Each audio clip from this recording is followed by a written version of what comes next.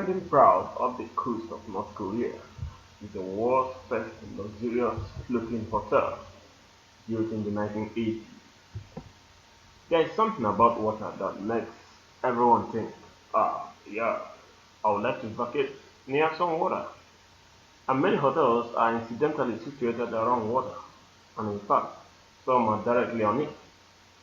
But Panda recently covered a mini floating hotel in New South Wales, Australia, but another more historical and much more grandiose in its scale one has popped up recently.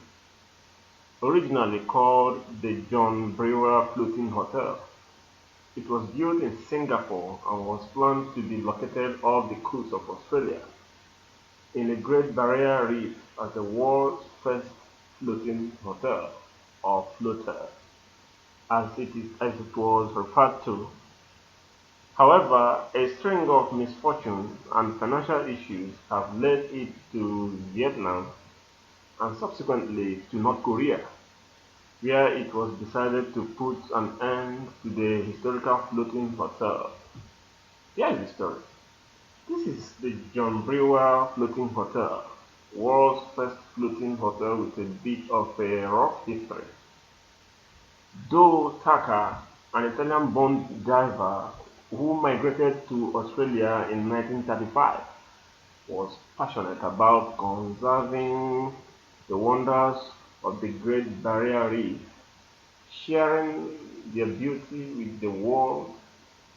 After getting a permit to harvest coral and several business ventures tied to the Great Barrier Reef, he became a figure key in the development of the aforementioned floating hotel, and the result was nothing short of spectacular, promising paradise at sea. The John Brewer Floating Hotel, under Four Seasons management, opened its doors in 1988 as a floating five-floor high building that housed almost 200 rooms, a number of nightclubs, bars, and restaurants, as well as a helipad, a tennis court, and a 50-seat underwater observatory. Whitley, to as a floater, the floating hotel first opened its doors back in 1988 in the John Brewer Reef. The fifth floor hotel had nearly 200 rooms, nightclubs, bars, restaurants, and a helipad. The floater measured at 82 89.2 meters in width and 27.6 meters in height for the sea level.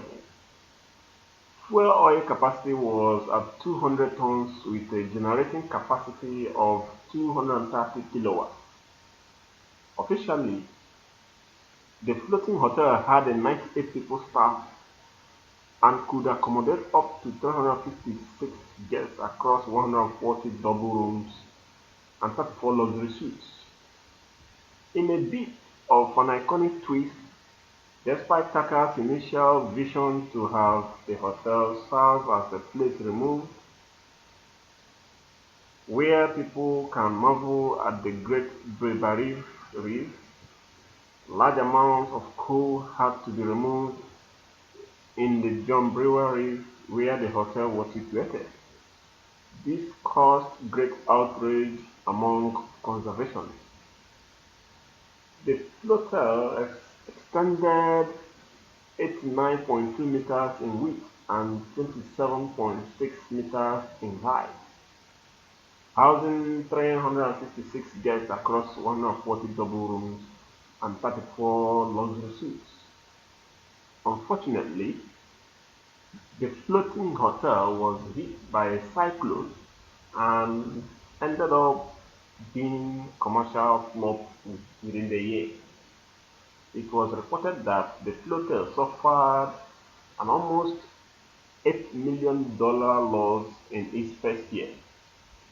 Unfortunately, the hotel had no luck for the year It was operating 40 miles off Townsville, Queensland, Australia.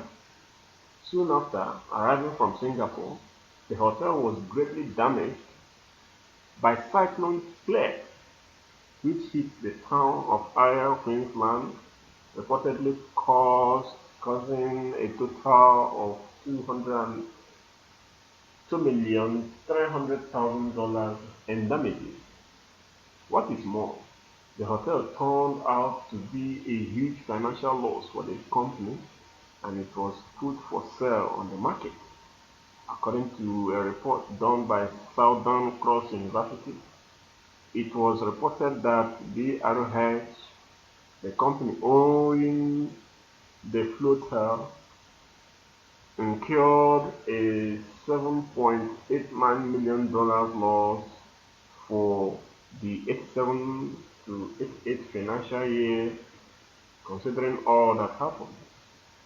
Soon after, it was determined that a gigantic World War II ammunition dump was found in John Brewer Reef Lagoon, around 5 kilometers away from the floater.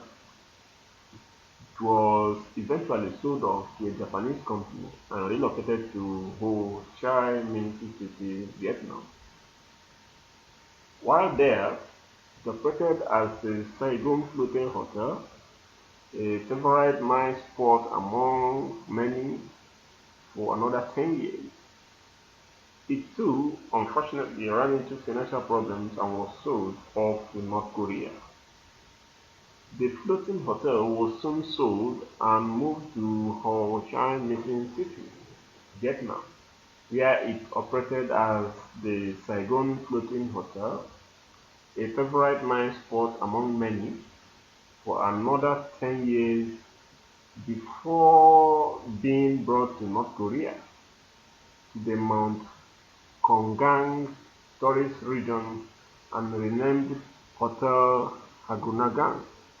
The hotel was situated at the border between North and South Korea and served as a tourist attraction for South Korean tourists. In 2008, 10 years after its opening in North Korea, there was an incident where a South Korean tourist was shot in the hotel by a North Korean soldier, reportedly leading to its closure until 2018. When the leaders of North and South Korea decided to reopen it again in 1998, the now named Hotel Honggang was established in the Mount Kongang tourist region in North Korea. Though it did operate in North Korea for a number of years, a shooting incident occurred that reportedly led to the closing of the hotel until 2018. But after many years of it rusting away, not even North Korea was wanted the hotel at this point. After traveling roughly 14,000 kilometers from the Great Brief Reef via Vietnam and ending up in the North Korea in 1998, another 21 years have passed when Kim Jong himself visited the site and criticized its shabby look, saying that it doesn't have any national character in its architecture at all. This prompted plans for the floating hotel, drastic redevelopment to meet North Korea's artistic taste and sentiment. Many are saying that this marks the end of the world's first floating hotel after 3 decades of multiple managements trying to keep it afloat. Well, plans to demolish and redevelop the hotel are in the works, marking the end of the world's floating hotel. If you are looking for a historic gateway, an opportunity to be close to nature, or a relaxing tropical vacation, floating hotels offer something for everyone. There are a variety of floating and underwater hotels that offer guests a unique twist of their traditional vacation plans. Some of these hotels are nestled in the middle of the jungle, while others offer luxurious accommodation set in tropical regions of the world. No matter which type of vacation you are looking for, chances are you will find a hotel to accommodate your needs. The next hotel trend is forming quite swimmingly. In the past few weeks, two potential resorts have announced plans to create floating and submarine hotels, blowing just about every room with an ocean view out of the water. The Planet Ocean Underwater Hotel, completely submerged 28 feet underwater, received patent and trademark approval, giving it to a go-ahead for construction in Tampa, Florida. According to The Atlantic, a London designer released his concept for a floater that moves with the ocean waves coasting along the top of the water. The resort is made up of little pods, channeling an ultra-modern outer space toned marine design, and would move slower than the average boat. While everyone loves a good beach vacation, both resorts give guests the opportunity to become fully immersed in the ocean's ecosystem. Not only is the submarine hotel a novel concept, it helps the environment too and is part of a coral reef restoration project around the world. Costing just less than $20 million to build, the hotel would pass an electric current through seawater, which encourages the formation of white limestone calcium carbonate,